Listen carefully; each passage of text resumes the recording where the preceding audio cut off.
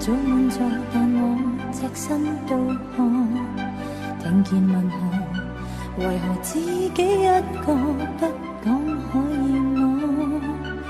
朋友說定了婚禮日期，快替我祝賀。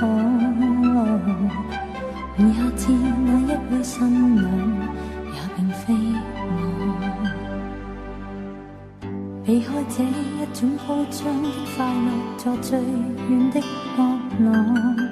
我怕寂寞，然而幸福感覺都光不算多。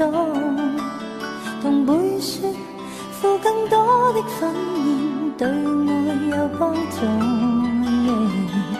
現直散要古坦貴價而成替我。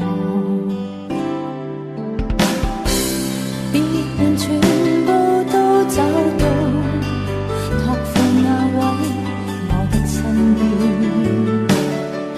還是永遠尚有空位。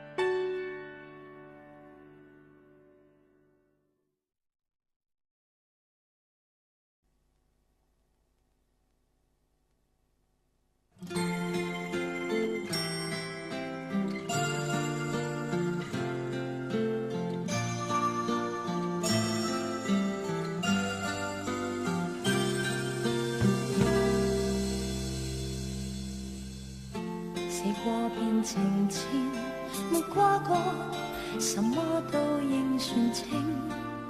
貪新故舊，算是那種情。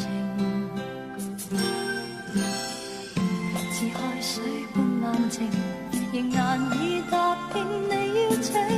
用新歡對舊情，刺激死去神經。你性情心理，沒法贈你的輕，睇別人